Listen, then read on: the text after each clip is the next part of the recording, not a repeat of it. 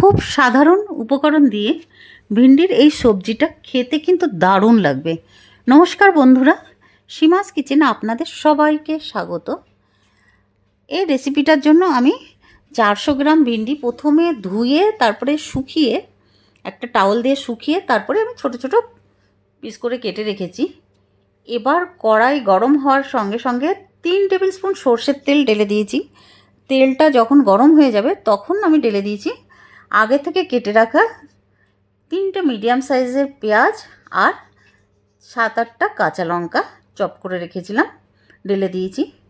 এবার আমাদের পেঁয়াজটাকে ততক্ষণ পর্যন্ত ভাজতে হবে যতক্ষণ পর্যন্ত পেঁয়াজের কালার চেঞ্জ না হয়। এই রেসিপিটা কিন্তু সর্ষের তেলেই বেশি ভালো লাগবে, তবে আপনারা চাইলে অন্য তেলও ইউজ করতে পারেন। এবার পেঁয়াজটা আমি ফ্রাই করব। ফ্রাই করতে করতে যখন এইরকম কালার হয়ে যাবে তখন ঢেলে দেবো ভিন্ডি। ভিন্ডি দিয়ে এবার আমাদের আবার নাড়াচাড়া করতে হবে 3 থেকে 4 মিনিট। নাড়াচাড়া করার পরে এবার দিয়ে দেবো ছোটো চামচের 1 চামচ হলদি পাউডার, 1 চামচ কাশ্মীরি রেড চিলি পাউডার। এবার আবার মিক্স করতে হবে খুন্তি দিয়ে ভালো মতন। 3 থেকে 4 মিনিট আবার আমাদের মিডিয়াম ফ্লেমে এইভাবে নাড়াচাড়া করতে হবে।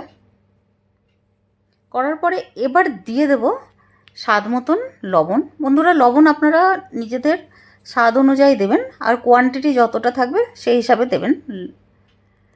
এবার লবণটা দেওয়ার পরে আবার খুন্তি দিয়ে নাড়াচাড়া করতে হবে। এবার আমি লিডটা লাগিয়ে দেবো 5 মিনিটের জন্য লো ফ্লেমে। 5 মিনিট পরে লিডটা সরিয়েছি, সরিয়ে আবার নাড়াচাড়া করতে হবে 2 থেকে 3 মিনিট এইভাবে নাড়াচাড়া করতে হবে মিডিয়াম ফ্লেমে। বন্ধুরা, আমরা কিন্তু আর লিড লাগাবো না, ব্যাস একবারই লাগিয়েছি, কারণ এইভাবে নাড়াচাড়া করতে করতে ভেন্ডিটা আপনি আপনি বয়েলড হয়ে যাবে। এবার আমি দিয়ে দেব টমাটো, যেটাকে প্রথমেই আমি কেটে রেখেছিলাম বীজটা ফেলে দিয়ে বাইরে, একটু লম্বা লম্বা করে কেটে রেখেছিলাম টমেটো ঢেলে আবার আমাদের নাড়তে হবে এইভাবে মিডিয়াম ফ্লেমে।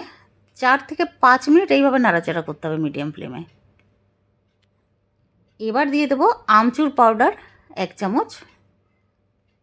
আমচুর পাউডার দিয়ে আবার নাড়াচাড়া করব 1 থেকে 2 মিনিট।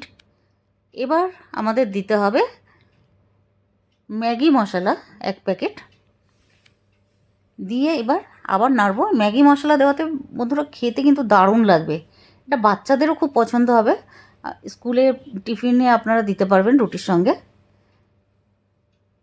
এবার নাড়াচাড়া করার পরে 3 থেকে 4 মিনিট নাড়াচাড়া করার পরে গ্যাস বন্ধ করে দেব, আর একটা প্লেটে শিফট করে নেব সবজিগুলোকে।